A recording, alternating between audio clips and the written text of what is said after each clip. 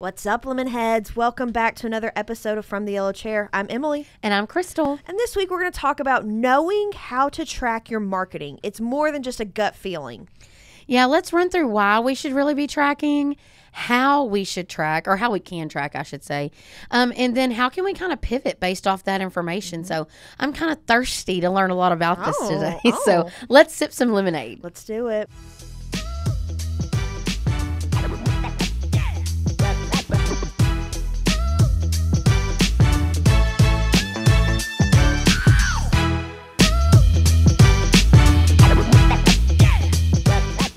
All right, so what do we mean when we say tracking? It's one of the most important things to know about your marketing and how well it's performing. It's not just a gut feeling, but true and measurable tracking. Yeah, you know, a lot of times you'll say, so how does that work? Or like, what's your best performing? And they'll say, oh, it's got to be X. Let's say direct mail for sake of argument. Oh, it's my direct mail. It's just, it kills it. And I'll, well, let's get some tracking numbers turned on and, check all those things out. And then I'm like, sir, no, that is absolutely not what is driving your lead count. Or they'll say like Facebook, something ridiculous. Word of mouth, which again, let me just preface this whole conversation. We're going to talk out of both sides of our mouth. Yes, the whole podcast, because there is validity to word of mouth. Sure. There is validity to branding. There's validity to lots of things. And I say this a lot. If marketing is straight up a game. Yeah. Of course, the longer you're in business, the longer your brand has continuation, the longer you keep things similar and evolve, the better other things are going to perform. So just understand, if you disagree with one statement, just wait 10 minutes and you'll agree with the next one. Okay, but again, here we're talking about true measurability, though. That's just the challenge here. Is so many factors come into play, and so I think it's really important that we understand why. Yeah, absolutely. Why should we really track? Like, why is my gut not a good enough judge? Some of y'all are off anyway. Oh, well, yeah. Or that's the thing that they wanted to turn on marketing wise, if you will. So that's what they're going to sell to everyone on their team, that's what's working. That's what's driving all these leads. Yes, it was my idea. Yeah. And so today I talked to a contractor today, and she calls me and she's like, so I want to do this postcard and I want to talk about, and I was like, wait a minute. So how are you going to keep up with how successful that postcard is? Oh, people will tell us. Oh, yeah. People will tell us because they're going to say, oh, I love that picture of your family on the front. Yeah, ma'am, that was your next door neighbor, and I'm going to be like, no. Well, so there's truth there. Like, I can kind of get very conversational about this. There is truth. If you were to mail a postcard out that had your legacy phone number, and that's what I call the phone number that when people had to look up a phone book. So if you were born, what year were you born, Emily? I don't know if I should say this.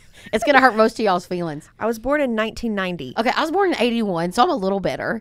But I remember a phone book. I do remember a phone book. Okay, so yeah. The number that people had to put in a phone book when there was not the great land of Google, okay, that's a legacy number. That's a number that a lot of businesses have had for a long time. Old school, when it didn't matter. When a phone number mattered. Well, and that was the only one that you had, Yes, when a phone number mattered.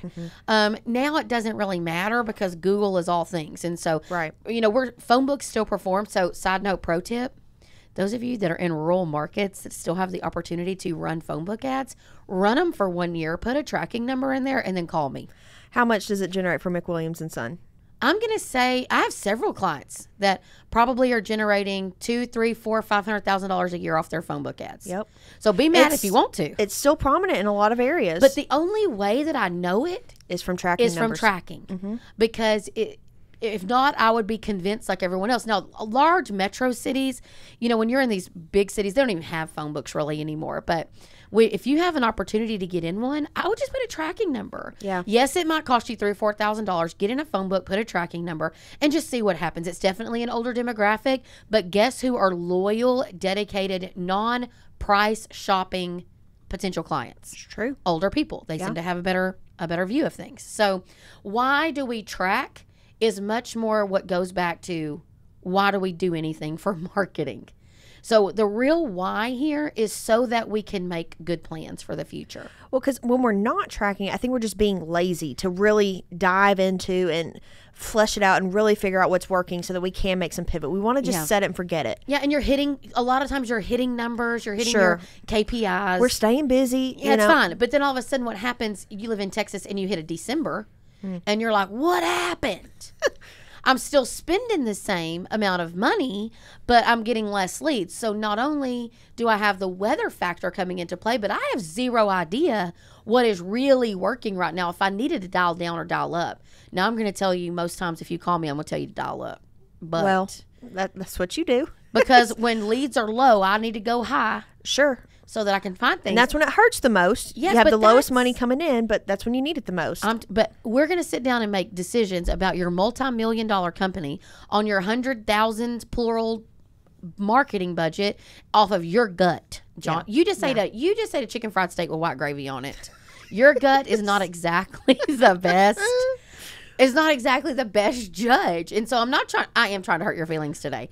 You need to develop something. So a lot of times it is a prideful thing, like you said. Well, Sure. we've done that for a long time, and by God, those billboards work. They probably do, and we're not going to track those. See, here comes that track both sides of my mouth situation. We're not going to track a billboard directly Right. with a phone number because why? Emily, what happens? Well, when you're driving 80 miles down the highway, you can't remember a phone number. The only time I might say is if maybe possibly you had a really 1-800 I'm cool or something. Yes, something yes. super easy. But think of the But that would be probability. your branding strategy. Absolutely. That'd be part of it. And if Yeah. your website is call drfixit.com or call Kruger.com, it's part of it. But think of the probability that somebody's going to have their phone out, ready in their hand, ready to dial the second they're going to pass that billboard and be able to dial it And accurately. need your services. Yes. And Like, hot dog, it is going to be hot when I get home. Scan that billboard for that QR code or call that number. It's like when you say it out loud, you're like, yeah, that's kind of ridiculous. Well, and this is what I always tell people. Like when I send them a design for a billboard, and they're like, "Oh, add our locate or our services, our territories that we service, and Yeah. add this, add our website, all this stuff." I'm like, "Start read everything on here for me." Like it takes you 32 seconds to read it out loud to me. That's how long it took. They can't see that when they're driving that fast. even down in the road. slow lane. No. Even in the slow lane. That, and then also, like, no one needs to know that you take credit cards. When I see that people put that little Visa and MasterCard icon like on their billboards and stuff, Like, no offense, Visa and MasterCard. I think you should take credit cards.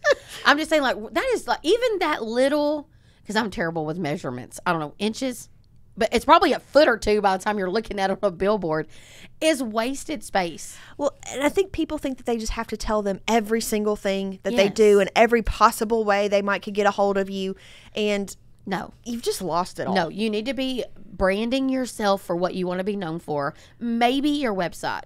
Yeah. Visit infinitytxair.com. Whatever.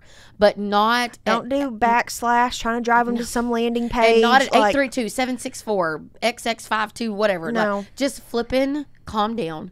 And so those are not trackable. But But you also understand that, and like branding is all part of your marathon long-term strategy. People don't need heating and air conditioning all the time. They don't care about it until they do. Yes. So you want to have been laying in their mind all of those times up until that I point. see your billboards. That's more what you're going to see. So tracking side to me, if we're talking mass media, so we're talking traditional radio broadcasting, traditional TV. So like old school, I know those of you that don't have any imagination of what this could actually be. Before people cut the cord, we were talking about you've got the direct TVs and you've got all the different ways to watch cable and broadcast TV. So we're talking about that, and we're talking about billboards and things like that. Those things are you want to hear. I love your new commercial. Yeah. I love your jingle. I love your billboards. I see you everywhere. I hear it all the time. Yeah. So you know what? Ideally, you should see a lot of those answers coming from people that call your website number because they are directly searching you for because just of your you, branding. not just a heating and air conditioning company. They're searching for you. Yes, and that is golden. You want that every day, all day. We'll take that. So tracking is power. And it's knowledge that lets us make like really informed decisions on when we need to pivot. We can't take it lightly and we can't be wimpy. Like I need y'all to just not be a dork. Like if it's not working, it's not working. Like why are we holding on to things that aren't working? Sure. And I'll tell you this, I'm not a puddle jumper, so I don't want to dabble over here and then a week later I'm trying to pull away from it.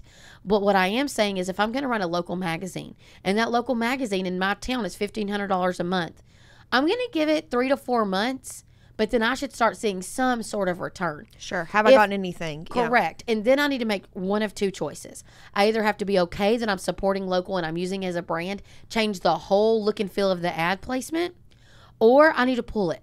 Because I need to pivot, and I need to take that same $1,500 and allocate it, over here to Google Local Services or something else that's working. So you but it gives you knowledge to make the decision. What are some ways that we can actually track performance? So we know we can't completely track all of our branding efforts or things like that, some of the overall things, but there are some that we do truly want to track. So what are those specifics of how we can do it? Yeah, so you're right. So not every single thing that you do has direct and definable results, okay? But when they do, so you just can't take your eye off the ball. So right now, hot topic, digital, in case I didn't say that Texas enough for y'all. But and it'll be a hot topic for a while. Yes, okay? it's not going anywhere. Yeah, 2 years that we've been rolling through some of this, and it's still a hot topic. All roads lead to the internet. Absolutely. Here's my opinion on tracking digital. You need to track to your comfort level. Now, this is not a popular opinion because people want to push and pull every single piece of digital. Yeah. I don't encourage contractors to be so deep in the weeds of what digital ad is performing at what time of the day, on what day of the week, and all of that. I think you need to trust the professionals to do that. Because you'll drive yourself crazy if you're going to do that. Yes. Absolutely. Well, and then you don't even know what to do with the information, really. The majority of contractors don't. Okay, so this ad's not performing. Just so you can gripe at the digital marketer, you know. And the digital marketer is going to give you a reason that's low performing. Or so it's one of those games that I don't like to play, but I will tell you what I do like to do here. What I would do is get a good digital vendor partner. And we've had multiple of them on our show. We have multiple of them that we work with on the daily that are great.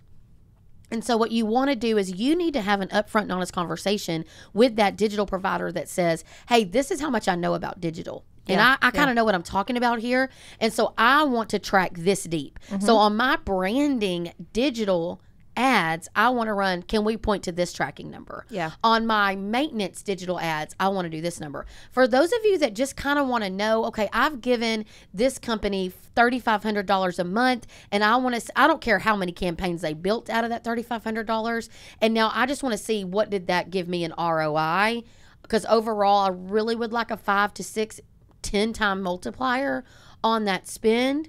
Then you can have one tracking number because that's as deep as your education goes. Well, and that's just the conversation that you need to have. Yes. Be willing, know what you want and what you're expecting, and then communicate that to your vendor partner. And then, so if you're with a CRM that allows you to pull in those tracking numbers, so I'm not going to lie, I am partial to CRMs, like the ServiceTitan, the Field Edges, all of those that have some sort of integration with tracking numbers.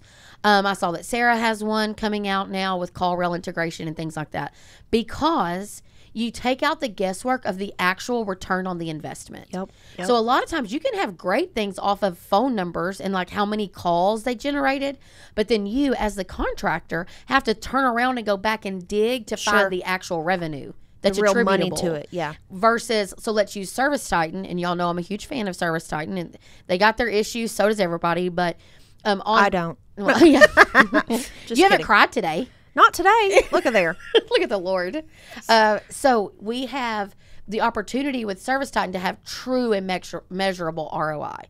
So you can get all kinds of deep information. And for marketers, like that is your jam. Sure. Right? So if that's your place, you go for it. If that's not your place, if you're not that deep in the weeds, then you need to find a good digital partner. Or even you're not that deep yet. Like you got to start. You can't start in the deep end. You got to start in the shallow end and kind of work your way there. Yeah, you know, like at Christmas, how your kids are like, I want this.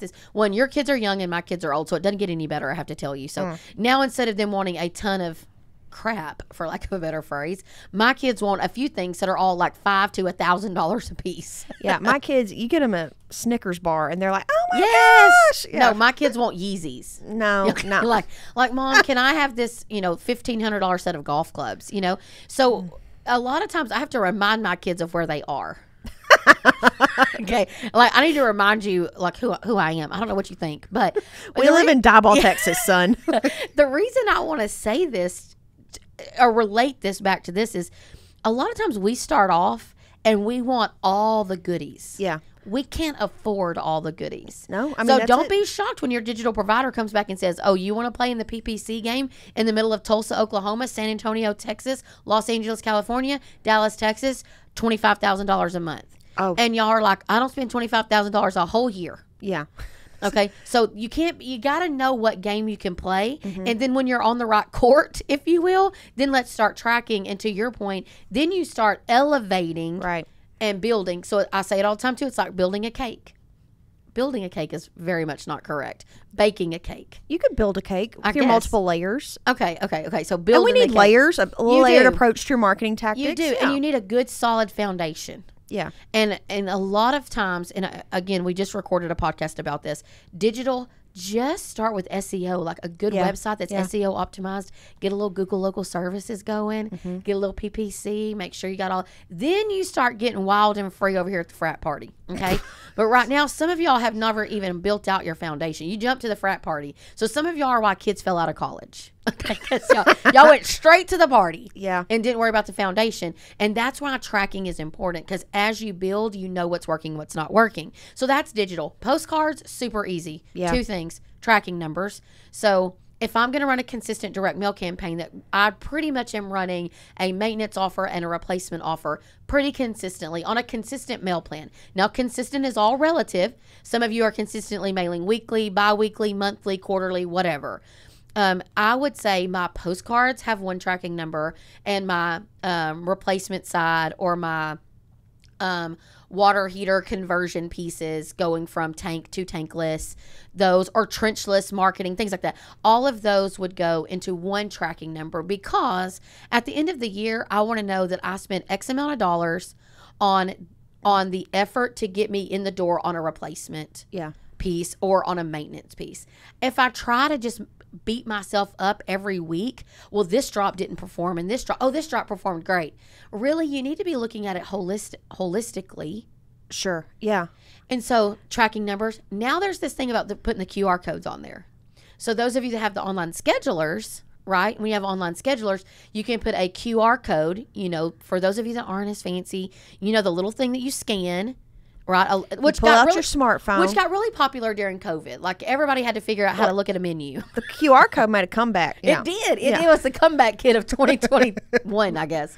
It sure did, because it was about dead. It was dead for a while. And then everybody was like, what is this fancy thing? Well, it came back out in the smartphone update. Like, you could use it with your camera. You didn't have to have a special app for it, So who wants another app? I don't have memory because of my kids anyway. Oh, I sure didn't want gosh. to put another app. So, again, QR codes are super cool. Mm-hmm. I love them. They take you to a direct place. Exactly where you want Super them to go. The tricky part is, now you're removing the consumer from dialing the number, and now they're going to dial wherever they land. Now, if you've got your life together, we can have the same phone number on that landing page that you're directing them to and on the postcard. Sure. But then if you're like me, you kind of want to know, did they call the phone number, or did they actually scan the QR code, land on a landing page, and call that number? So you kind of have to think that out.